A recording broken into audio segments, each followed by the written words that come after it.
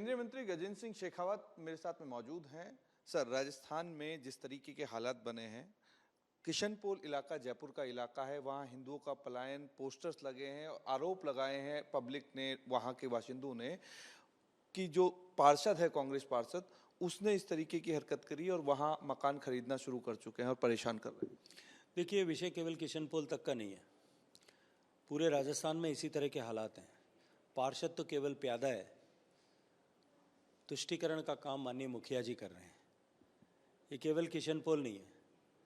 जिस तरह से राजस्थान में इस तुष्टीकरण की नीति के चलते दंगाइयों को प्रश्रय दिया, उसके कारण से उनके जो हौसले बढ़े, उसके कारण से दंगों की आग आगे निकल करके भीलवाड़ा से होकर के जोधपुर तक पहुंची।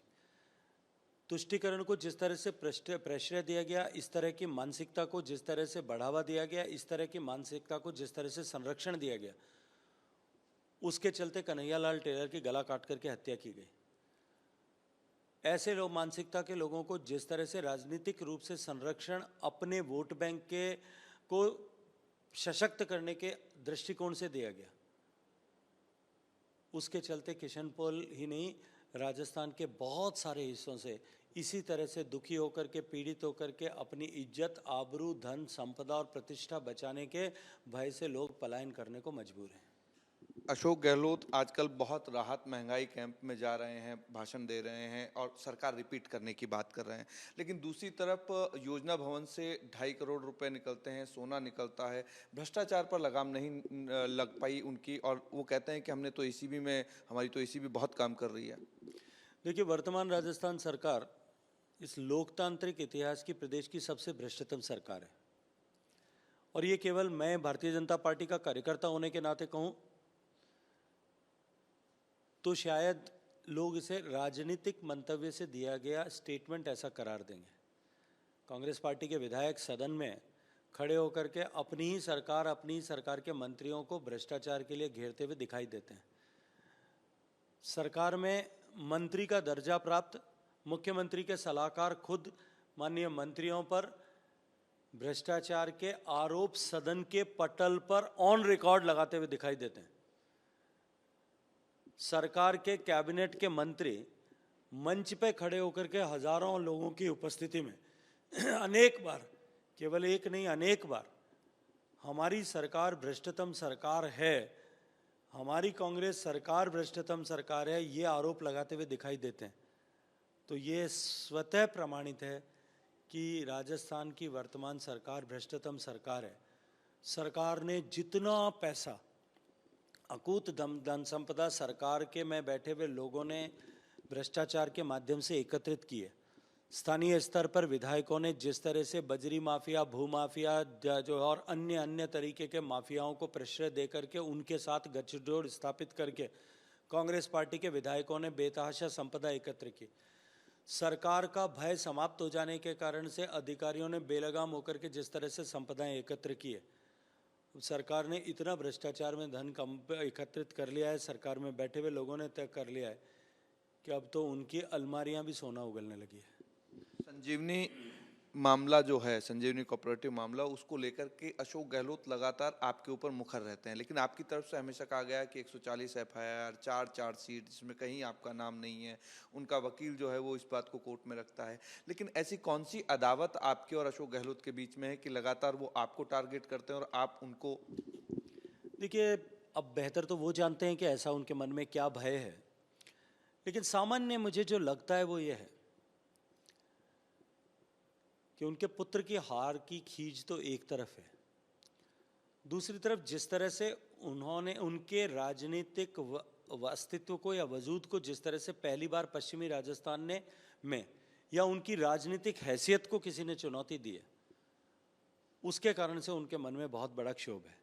देखिए, पश्चिमी राजस्थान में बहुत बड़े बड़े कांग्रेस के लीडर हुए, श्रद्धेय स्वर्गीय नाथूराम मिर्धा जी हुए, आदरणीय रामनिवास मिर्धा जी हुए, उनके परिवारों को राजनीतिक रूप से समाप्त करने का काम गहलोत साहब ने किया। परसराम मदेरणा जी, राम सिंह बिश्नोई जी, खेत सिंह जी राठौड़, पूनमचंद जी, दिग्गज नेता कांग्रेस में हुआ करते थे। राजनीतिक रूप से उनको समाप्त करने का काम अशोक गहलोत साहब ने किया, ताकि उनके वजूद के खिलाफ कोई चुनौती भी न शेष रहे। भारतीय जनता पार्टी में दुर्भाग्य से पिछले बहुत वर्षों तक, दशकों से लेकर के कोई ऐसे जनाधार वाला नेता उभरता हुआ उनको दिखाई नहीं दिया। पहली बार शायद उस दृष्टिकोण से उन्होंने मुझे देखना शुरू किया, इसलिए उन्होंने जो है इस तरह के अनर्गल बयानबाजी करके मेरे राजनीतिक रूप से चारित्र हनन करने का ये षड्यंत्र जो है, इसका ताना बाना उन्होंने बुना है। सचिन पायलट उन्हीं के सहयोगी थे, उन्हीं के सरकार में थे, उन्हीं के पार्टी के नेता हैं, लेकिन अभी फिलहाल वो 3 मांगों को लेकर के सड़क पर निकले हुए थे। जिस तरीके से अनशन पे भी उन्होंने अपनी सरकार को बैठ करके घेरा, उसके बाद अजमेर से जयपुर तक की भ्रष्टाचार की यात्रा उन्होंने की, भ्रष्टाचार के खिलाफ यात्रा की, और आरपीएससी एक उनमें मजबूत उन्होंने लड़ाई लड़ी कि आरपीएससी के जो मेंबर है उनकी जांच होनी चाहिए। 3 मांगे थी, आप कितना समर्थन करते हैं उनकी? देखिए, जहां तक आरपीएससी का प्रश्न है, उस संस्था की प्रतिष्ठा के पुनरुद्धार की आवश्यकता है।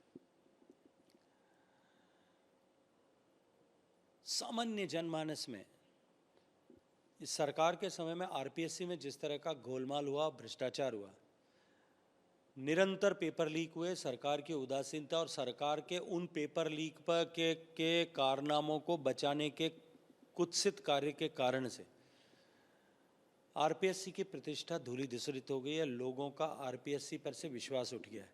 इसलिए मैं मानता हूं कि, और स्ट्रांगली इस बात को रेकमेंड करता हूं कि आरपीएससी को कंप्लीट रिवैम्प करके एक बार पुनः पुनर्गठित करना चाहिए, ताकि इसकी प्रतिष्ठा की पुनर्स्थापना हो सके। हजारों हजार ऐसे बच्चे जो परिश्रम करते हैं, जो पुरुषार्थ करते हैं, जो प्रयत्न करते हैं, और उनके माता पिता जो अपना पेट काट करके उनके पुरुषार्थ और प्रयत्न में सहयोग करते हैं, उनकी भावनाएं आहत हुई है, उनके मन में संदेह उत्पन्न हुआ है।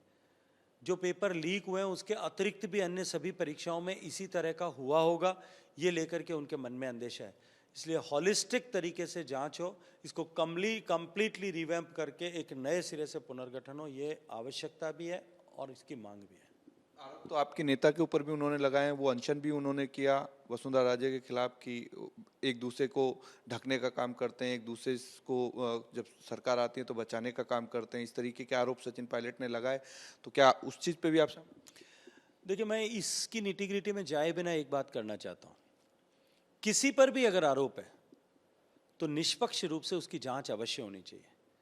यदि आरोपों को राजनीति की दृष्टि से लगाया जाए, ये तो पाप है ही, लेकिन आरोपों की जांच को राजनीतिक दृष्टि से प्रभावित किया जाए, चाहे बचाने के लिए या फंसाने के लिए, जैसा संजीवनी की केस में किया जा रहा है, यदि इस दृष्टिकोण से किया जाए तो मैं सोचता हूं कि ये लोकतंत्र की आत्मा की हत्या का प्रयास है, और वर्तमान गहलोत साहब इस हत्या की दोषी हैं, सरकार उनकी इस हत्या की दोषी है। कुल मिलाकर के सचिन पायलट की तीनों मांगों का आप भी समर्थन करते हैं?